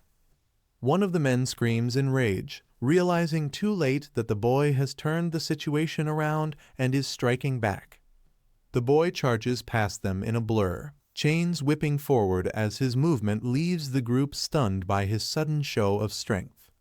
As the attacker lunges again, the boy's eyes suddenly glow red, and a violent surge of power erupts, forcing his enemy to recoil in shock. The pressure intensifies as the boy focuses, his gaze locking in while the unseen force tightens, overwhelming the attacker completely. In moments, the tables turn, the attacker is lifted and choked mid-air, realizing too late that he has lost control of the fight. The boy watches coldly as the man collapses, mocked by the others, silently vowing to become stronger after surviving yet another attempt on his life. Bruised and kneeling on the ground, the boy swears silently that everyone who looked down on him will eventually pay for it. Watching him from above, the leader smirks and coldly tells him that whatever fate awaits, he deserves it. Suddenly, a violent surge erupts as the boy's eyes glow red, his rage exploding while he screams Dampier's name and declares his intent to kill. Overwhelmed by the presence invading his mind, he clutches his head and roars for it to get out, barely holding himself together as the power runs wild. A violent surge erupts as power floods the room, the air warping when the attacker's eyes flash with intense energy. In response, the boy's eyes glow sharply, signaling that something dangerous has awakened inside him. The two lock gazes, their powers colliding silently as tension spikes to its peak. In that instant, it becomes clear this is no longer a one-sided beating, but the beginning of a real confrontation. A foot slams down hard, cracking the ground. The sudden impact shows someone stepping forward with force and intent. The man raises his hand near his face, his blue eyes sharp and focused. He reflects on how people who were once bullied often turn into bullies themselves. The opponent's eye widens in shock. Sweat forms as he realizes something is wrong and danger is close. Dark blades rain down from above. One man screams as the attack crashes into him, while another figure stands below, watching the strike land. The man gasps in pain, his face tense and eyes wide. He curses under his breath as he struggles to react. An explosion erupts in front of him. Debris and shards fly as he shouts angrily, trying to assert himself despite being pushed back by the blast. Sharp blades cut through the air at high speed. Their movement is fast and precise, slicing forward without slowing down. The attack rushes past a group standing behind. Wind and pressure sweep through the area as the blades pass, leaving everyone frozen in shock. The group shouts a warning as they notice the attack coming. Fear spreads across their faces as they brace for impact. A muscular man blocks the incoming blades with his arm and weapon. Metal clashes loudly as sparks fly, and he smirks while holding his ground. A close-up shows another man's eyes narrowing. He stays silent, carefully judging the situation in front of him. One person collapses to the floor in pain. The others rush toward him, shouting his name as they try to help him up. The injured man staggers forward, coughing and bleeding. He shouts angrily while struggling to stay on his feet as blood spills onto the floor. Another man turns his head sharply and looks back. Panicked, he calls out to his boss and begs for help. The boss steps forward under the light, his expression calm and unreadable. He pauses for a moment, clearly assessing the situation. A close-up shows the boss's eyes tightening. His gaze hardens, signaling that he has understood what is happening. The attacker smirks as he suddenly moves. His body twists sharply, showing full control and intent to strike. The target's eyes widen in shock. He tries to react, shouting for someone to stop it as the force rushes toward him. A violent impact slams him into the ground. The blow crashes down with explosive force, shaking the area. He lies broken and coughing, blood spilling from his mouth. His body trembles as he struggles to breathe, completely overwhelmed. The young man pants heavily, sweat running down his face. He looks shaken and struggles to steady his breathing. The injured man cries weakly, barely able to keep his eyes open. He begs his boss for help as his voice trembles. The boss walks closer, stopping in front of him. He looks down calmly while the injured man clings to his leg, sobbing and calling them family. A close-up shows the boss's cold expression. He listens without reacting, his face showing no sympathy as the pleas continue. The boss steps closer and looks down at the injured man. He repeats the word family with a calm, mocking tone while lifting his foot. His foot comes down hard on the man's face. Blood sprays as the impact crushes him into the floor. The body is kicked and thrown across the room. Loud impacts echo as bones crack and the figure slams into the ground. The onlookers freeze in terror. Their faces turn pale as they watch the brutal scene unfold, unable to move or speak. One man swallows nervously, sweat on his face. He senses something is wrong and stays completely still. Another man's eyes shake with fear. His face tightens as he realizes what the boss is about to do. The boss raises his hand and calmly confirms they are family. Dark red energy gathers around his arm as blood lifts and twists in the air. A floating mass of blood forms above his palm. It spins violently, dripping and pulsing as everyone nearby gasps in shock. The blood mass spins violently in the air above the boss. Red energy pulses as the liquid twists and sharpens under his control. The blood stretches into a thin stream. It begins to drip slowly, glowing as it moves downward. The stream pours straight into the injured man's open mouth. He lies on his back, unable to resist as the blood flows inside. His throat tightens as he swallows again and again. Blood spills around his lips while his body reacts in fear and pain. The young man freezes in shock. Goosebumps rise across his skin as he stares at the scene, unable to move. Someone speaks hesitantly, pointing out that the injured man was supposed to be a friend. The young man's eyes tremble as he hears this. The boss exhales slowly, blood staining his mouth. His breathing is steady, showing no regret or concern. He casually licks the blood from his fingers and asks who that person was. He dismisses the victim as nothing more than wasted space. The boss glances sideways, red energy drifting around him. His expression stays calm as he pauses before speaking.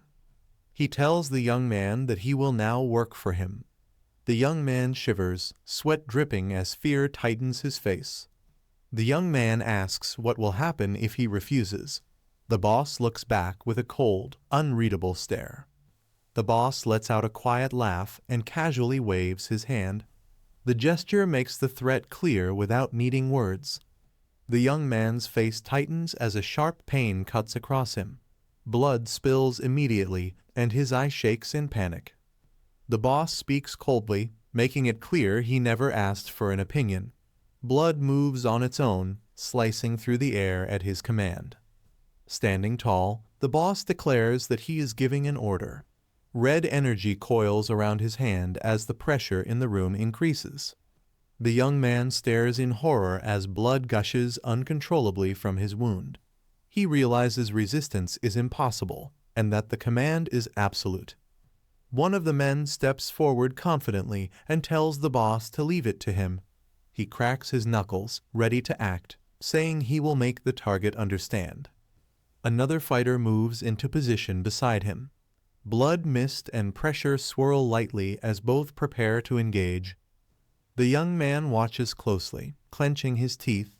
He tries to understand the enemy's ability, but realizes he cannot read it at all. Someone shouts for him to give up already. The group closes in, weapons clicking as they surround him and cut off any escape. One of the attackers smiles and reassures him not to worry. She treats the situation lightly, clearly enjoying his fear. She suddenly lunges forward, calling it a welcome initiation. Her body twists midair as she attacks without hesitation. A sharp flash fills the scene. The young man's eye lights up as he reacts at the last moment, sensing the incoming strike. He bursts into motion, dodging to the side as debris scatters. The attack narrowly misses, leaving everyone stunned by his sudden speed. The young man scans the area in panic. His eyes widen as he realizes the attacker has suddenly vanished.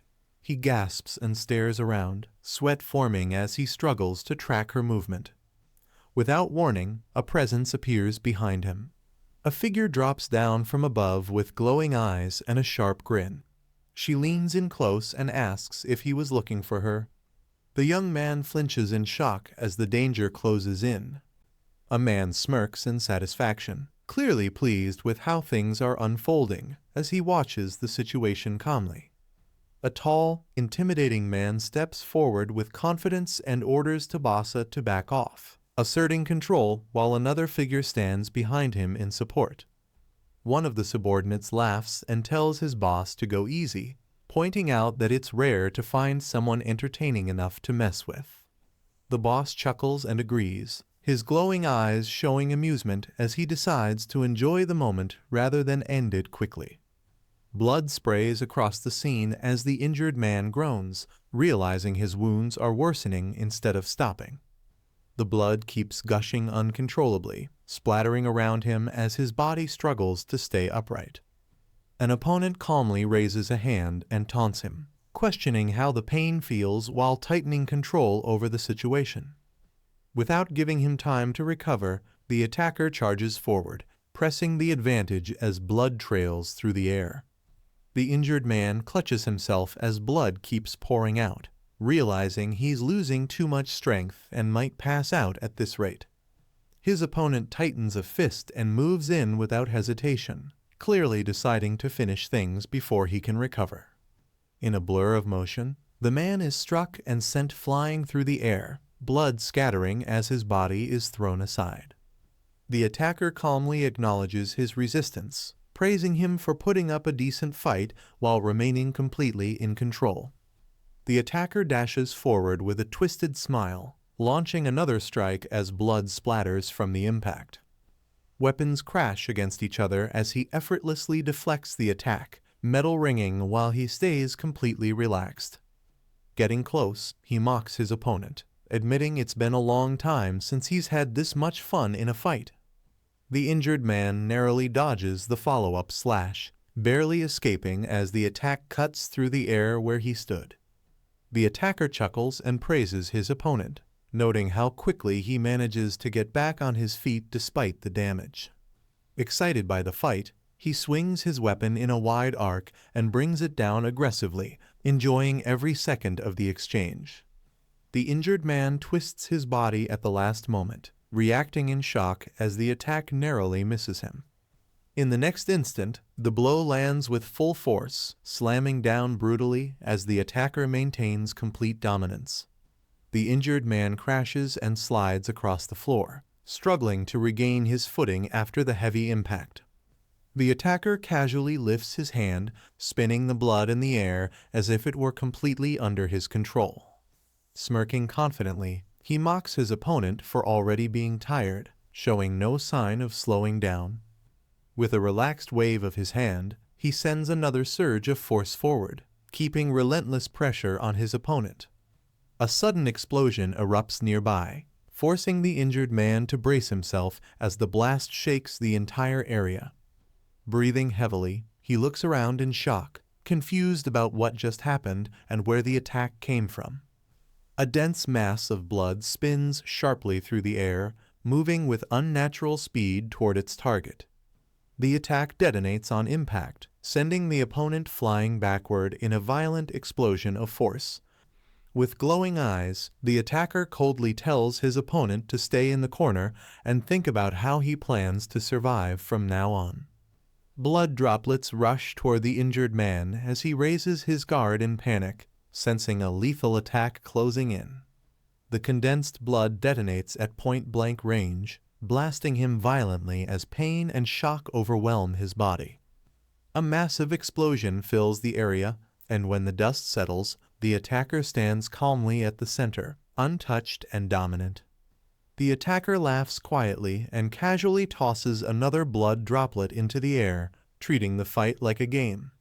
He calmly swallows and steadies himself, showing complete composure despite the chaos around him. Falling silent, he stares ahead with a cold, unreadable expression, fully assessing his opponent's condition. Moments later, the injured man is hurled into the wall, crashing hard and sliding down as the dust slowly settles. A voice angrily orders the men to stop hesitating and get back to work, demanding that the injured person be moved immediately. The subordinates respond at once and rush into action, dragging the situation forward without question. The scene shifts to a long, cold corridor where heavy footsteps echo, creating an oppressive and tense atmosphere. A large figure stomps forward through the hallway, each step shaking the ground as something dangerous approaches. The injured man glances sideways in disbelief, still trying to process what just happened and how overwhelming his opponent feels. As he peeks ahead, a chilling thought crosses his mind, questioning whether that man was really responsible for such power. Heavy footsteps draw closer, and the sight ahead makes him realize the attacker's arms have hardened like stone, radiating immense strength. Another man supports him from behind and tells him to conserve his energy, reminding him that he already lost a dangerous amount of blood earlier. Barely conscious, the injured man weakly asks to be put down, unable to resist any longer. He quickly pleads, promising he won't fight back and will leave immediately if released, hoping to survive. The man holding him stays silent, his expression cold and unreadable as he listens without responding.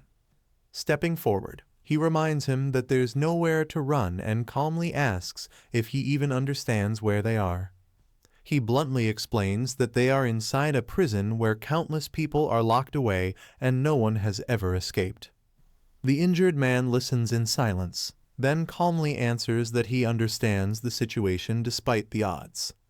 As guards search the area, he realizes they are all looking for him, tightening the sense of danger closing in. Even so, he reasons that a place like this must have an entrance somewhere, hinting that escape is still possible. As they walk deeper into the corridor, he admits he's not even sure an exit exists, leaving the question hanging in the air. The other man glances back and says there's only one way to find out, clearly implying they'll have to move forward. He explains that this is Class 13, the lowest level of the prison, where inmates receive the worst treatment, with 12 other classes stacked above it. Hearing that Class 13 lies at the deepest point of the prison, the realization sinks in that they are trapped at the very bottom. He explains that escaping means fighting through every other class, but quickly shuts down the idea, saying the prisoners would try to kill him the moment they meet. He adds that survival would first require dealing with each class leader, since all the classes hate one another and won't let anyone pass freely. Thinking about the blood manipulator, he notes that while the man despises weakness, he won't kill him outright unless he fights back. In the end, he warns that the safest choice is to obey orders, because resisting would only result in having every drop of blood drained away. Horrified, he questions whether he's really expected to submit to such a monster, recalling how the man even killed his own people. Fear grips him as he falls silent, realizing the situation is far worse than he imagined. They come to a sudden stop at their destination, and he nervously asks what this place is. Instead of an answer, he's ordered to stop resisting and follow instructions without asking any questions.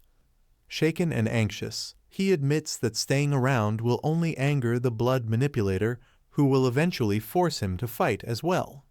He confesses his fear openly, knowing he can't win and that resisting will only lead to the same fate as those who already died. Changing the subject, the other man calmly asks for his name, breaking the tense moment. Startled by the question, he hesitates before introducing himself as Yi-Woong, his fears still clear on his face. He checks on Yi-Woong's injured leg and apologizes, explaining that he never meant to hurt him during the chaos. After a brief pause, Yi-Woong says it's fine and confirms that the bleeding has finally stopped. Deciding to leave, the man turns away and tells Yi-Woong to call out if he needs any help. As an afterthought, Yi-Woong nervously warns him not to talk to the people on the other side, clearly afraid of what might happen. As he starts to leave, something catches his attention, making him pause and turn his head in confusion. He repeats the warning in his mind, wondering what Yi-Woong meant by the other side. In the next moment, a powerful presence suddenly drops down, the impact shaking the ground heavily. The unexpected arrival leaves him frozen in shock, realizing someone dangerous has just appeared.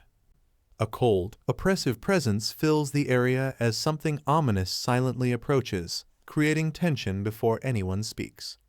A woman casually smiles and comments that the boy they saw earlier was somewhat cute, clearly amused by the situation. She then asks Lita for her opinion, but Lita freezes, caught off guard and unable to respond immediately. Suddenly, the moment is shattered as a blonde boy is violently grabbed and slammed, the impact cutting the conversation short and turning the atmosphere dangerous. The blonde boy is suddenly struck and sent reeling, his expression twisting in shock as the attack lands without warning. A man lifts him off the ground by the neck, coldly stating that this outcome was obvious, while the boy coughs and struggles helplessly. Close up, the blonde boy groans in pain, sweat dripping as he fights to breathe under the crushing grip. Another man angrily questions why a human would be here at all, but he is immediately shut down by a sharp shout, escalating the hostility in the room.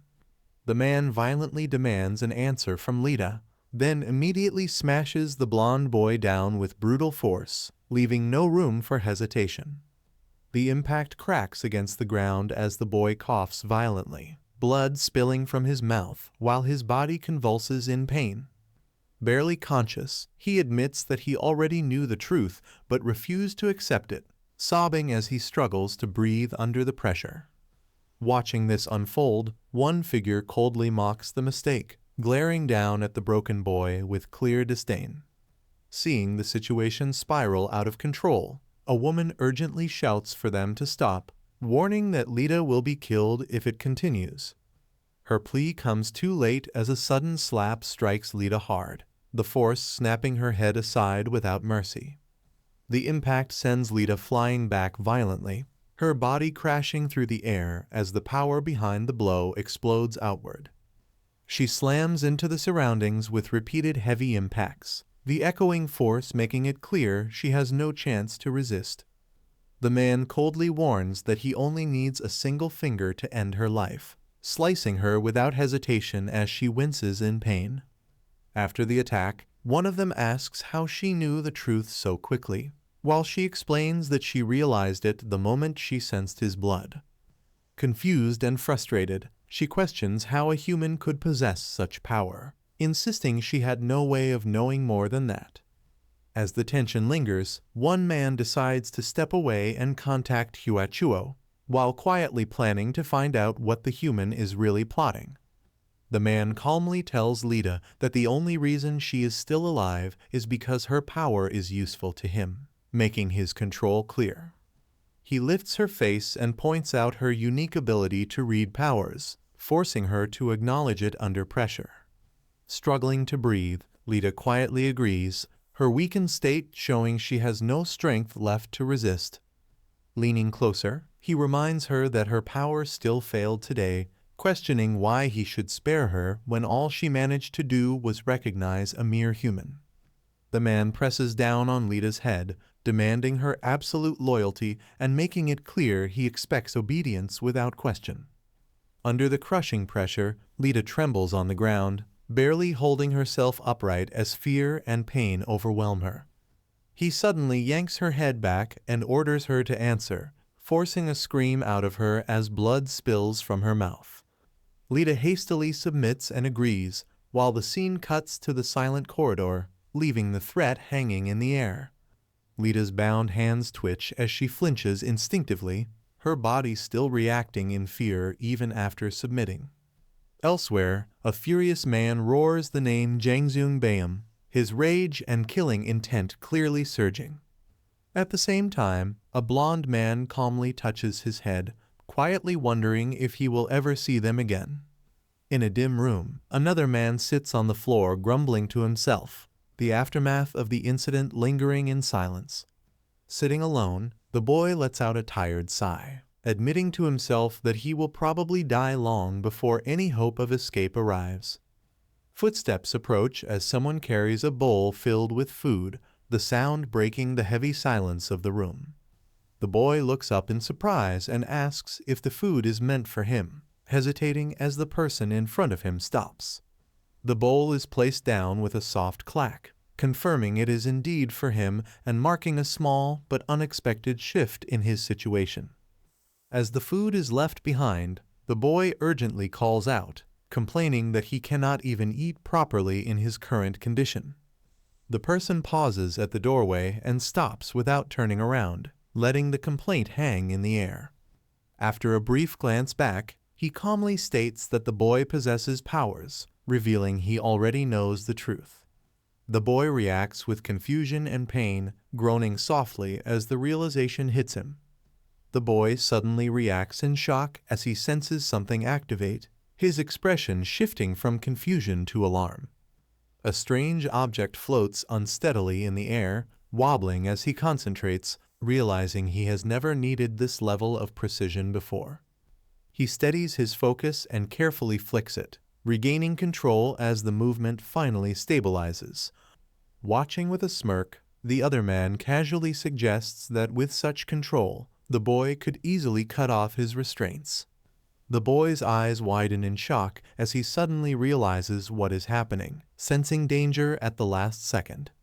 His restraints snap violently, and he crashes down hard, screaming as debris and metal scatter from the impact. He lies on the ground groaning, clutching his body while a faint laugh escapes him, half in pain and half in disbelief. Slowly rising back up, he looks ahead and questions what is so funny, the clack of the broken cuffs echoing as the situation turns in his favor. A heavy presence fills the room as someone mocks the situation, dismissing the new kid as an idiot while tension quietly builds. The boy turns sharply toward the voice and demands to know who the person is, his guard rising instantly. A man casually sits back with confidence, mentioning that Yiwung warned him not to interact, clearly unbothered by the hostility. With a relaxed chuckle, he adds that the boy looks starving, making it obvious he is enjoying being in control of the moment. The boy mutters that he is still alive thanks to the food, staring down at the spilled bowl as exhaustion weighs on him. The man remarks that a dampier must have already cleaned the place with him earlier, casually downplaying what just happened. When the boy reacts, the man dismisses it as inevitable, mocking him as pathetic while showing no concern. Asked how long he has been here, the boy answers vaguely, saying it has been about a month, with most of that time lost to unconsciousness. The man starts to ask for the boy's name, but the boy abruptly tells him to wait, sensing something wrong. The man's expression instantly hardens as he whips his head around, realizing that someone dangerous has arrived. A sharp close-up of his eye shows pure alertness as he locks onto the sudden presence. In the next moment, something rushes through the area at extreme speed, the air splitting as the situation turns urgent. A woman suddenly appears at high speed, stopping right in front of them and greeting the man with a mocking, overly familiar tone. She leans in close, asking if he has thought things through, while he responds with open hostility and clear irritation. The man snaps back, shouting that he would rather die than listen to her voice, making the tension explode instantly. Unbothered, she criticizes his rude manners, teasing that it is a waste of a good face, and casually remarks that his blade will only rust the longer he stays locked inside. The man's expression sharpens as killing intent flashes through his eyes, the atmosphere turning deadly in an instant. He unleashes a brutal slash, cutting down his target with overwhelming force as blood and impact lines explode across the scene. Standing amid the aftermath, he pants lightly with his blade in hand, the defeated bodies scattered below him. Watching closely, the woman smirks and admits that breaking through Class 12 would not have been possible without him, even if they might have survived anyway. The man bluntly states that he only acted for his class, making it clear he had no intention of helping anyone else. As the aftermath settles, he asks why the boy risked his life, pointing out that his actions directly saved 2 people. The question hits hard, and the boy freezes in shock, suddenly realizing the weight of what he actually did. The man stays silent, offering no answer, leaving the moment hanging with heavy tension. The woman grins and offers a deal, saying she will speak to their boss if the boy brings the others back alive. Laughing it off, she adds that he can earn forgiveness by killing them and rejoining their side. The man beside her snickers, clearly entertained by how casually the offer is made. Coldly rejecting it, he remarks that such a proposal sounds exactly like something people with no self-respect would ask. The woman urgently warns that the Dampier will start killing soon, stressing that she is not exaggerating the danger. Losing his patience, the man snaps back and harshly tells her to get out of his face, shutting her down completely. She pauses in silence, studying him with a thoughtful look as she quietly weighs his reaction. With a cold glare, he states that he does not want things to end this way, invoking the name of the great Chiak Yongyong as the tension peaks. A sudden movement cuts through the air, snapping the tension as something fast and unseen closes in. The boy's eye widens in shock, sweat forming as he realizes the name he just heard carries terrifying weight. The man repeats the name Chiak Yongyong, his tone steady, making it clear this is no empty threat. He settles into a dominant stance, asserting control as the gravity of the situation fully sinks in. The boy freezes in disbelief as the name sinks in, realizing he is facing the legendary warrior from the Goryeo dynasty. The image of Chiak Yongyong stands vividly in his mind, confirming that the threat in front of him is real and overwhelming. Regaining his thoughts, the boy reasons that if others were allowed to leave alive, then there must be a way out of this place. As the idea forms, a faint smirk appears on the man's face, suggesting he already understands what the boy is thinking. The man calmly explains that he helped them escape the school, specifically sending them out of Class 13. When questioned, he clarifies that they were redirected to Class 12 because the Dampier had ordered him to kill them. Lying restrained on the ground, he adds that the Dampier has no use for anyone who cannot fight. The boy, confused by the sudden question, asks what he means, as the explanation takes an unexpected turn. The man scoffs that killing people who cannot even fight feels pointless, then admits the boy turned out better than he expected. He questions whether the ones who escaped are truly safe now, forcing the boy to confront the reality of the situation.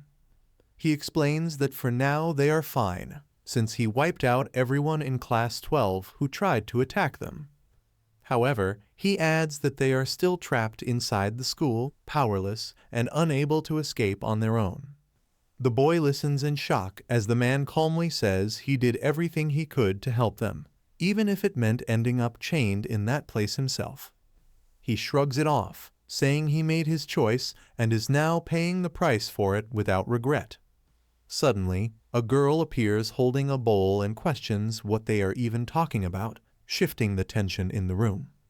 She reveals that the mercenaries sent by Dampier have already captured Jeff and Tammy, leaving both of them stunned by the news. The girl panics and warns that in just 1 hour, Dampier plans to kill Jeff and Tammy right in front of them. The boy snaps back in anger, calling Dampier a complete psychopath and clenching his fists as rage builds. Enraged, the chained man shouts that he will kill Dampier himself, screaming his name without hesitation. But Dampier coldly turns around and mocks him, saying he can barely move in his current state, instantly crushing his threat. A sudden slam echoes through the room, cutting off the heated argument and drawing everyone's attention. The man snarls in irritation, calling the boy a scrawny punk and saying it's not like the girl can do anything to help.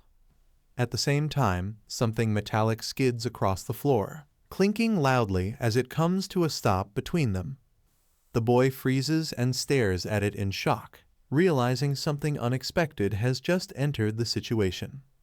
The boy's eyes widen as he realizes the object on the floor is a set of keys, glowing faintly as they hover in front of him. He quickly understands that Lita is the one helping them, and relief mixes with excitement as hope finally appears. In the next instant, the keys fly through the air at high speed, heading straight toward them. Without hesitation, the boy reaches out and snatches the keys, marking the start of their escape plan. As the keys are about to be used, a woman suddenly appears with a grin, questioning why they are trying to escape instead of listening to her. She mocks them calmly, blaming everything on the girl who helped and making it clear she noticed the escape attempt. The chained man reacts in fury and shouts her name, veins bulging as he struggles against his restraints. Unbothered, she turns away and says she will inform Dampier about this, telling them to meet him in the auditorium before disappearing instantly. The man desperately shouts after Tabasa, straining against his restraints as she vanishes without looking back. Left behind, he trembles in silence and realizes that Jeff and Tammy may end up dying because of his actions. He mutters Junyoung's name, guilt and fear clearly reflected in his eyes as the weight of the situation sinks in. Moments later, the scene shifts to the auditorium, where heavy footsteps echo and everyone drops to the ground, signaling that the final confrontation is about to begin. In the auditorium, the leader raises his hand and announces that tonight is the night of punishment, declaring that anyone who betrayed them will meet their doom. Whispers spread through the crowd as Jeff and Tammy's names are mentioned, with people murmuring that they tried to escape but were quickly caught.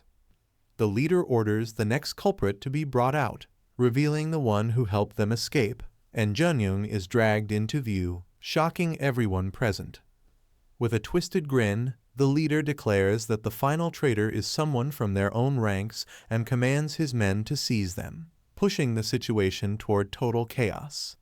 The leader suddenly grabs the girl from behind, mocking her fear as she desperately asks why he is doing this to her.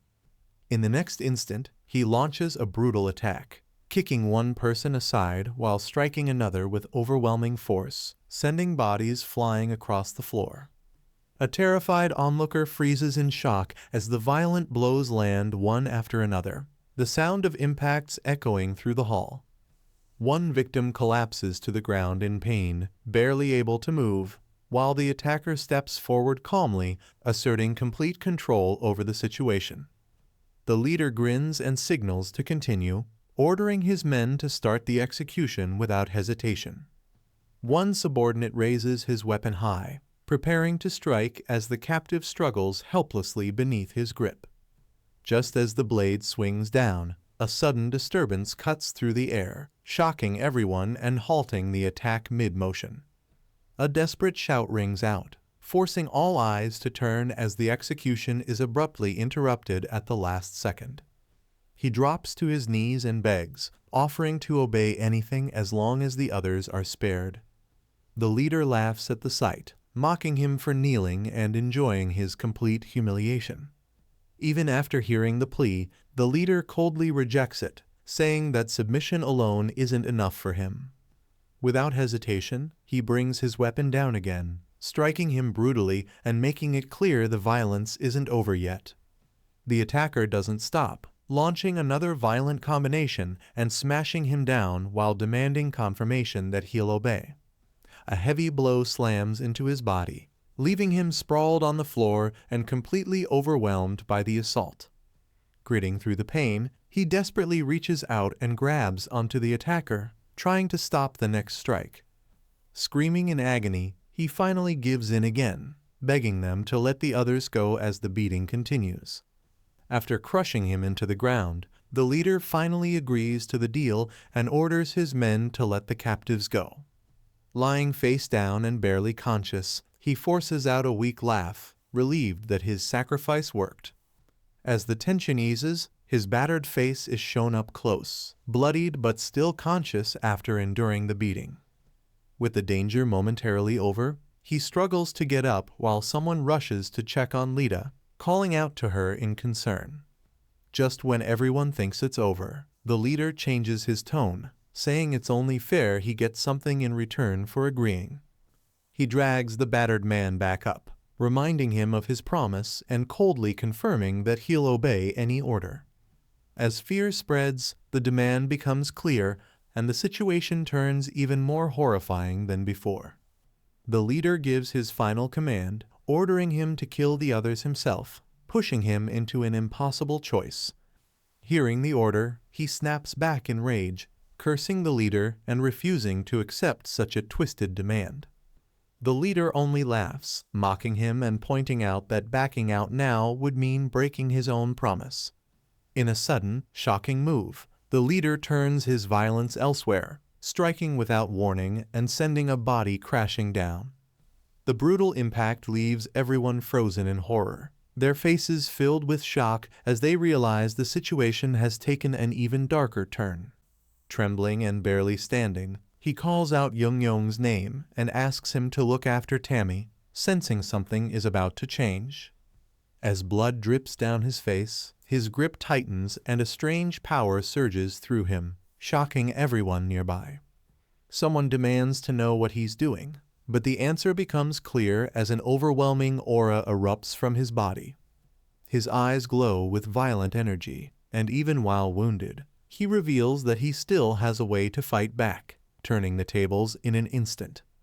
Blue lightning gathers into a dense sphere as an unstable surge of power forms in front of him, crackling violently through the air. Seeing the energy build, someone screams Jeff's name in panic as his face twists in shock and pain. The power explodes outward, completely engulfing him in a storm of blue flames and lightning as he roars in agony. The blast detonates with a thunderous impact, shaking the entire area and leaving everyone stunned by the sheer force of the attack. The explosion settles, and a scream echoes as the aftermath reveals someone has been completely taken out by the blast. Smoke clears to show the body collapsing, the attack having ended instantly and without mercy. The leader calmly explains that he survived only by using someone else as protection, smirking at how easily things turned in his favor. Stepping forward without hesitation, he declares one target down and casually suggests moving on to the next victim, sending fear through everyone still standing. Grinding his teeth, he struggles to hold himself together as rage boils over. His expression twists, veins bulging as he snaps and unleashes his fury. He roars Dampier's name, openly declaring his intent to kill him. The shout echoes through the area, signaling that the confrontation has fully crossed the point of no return.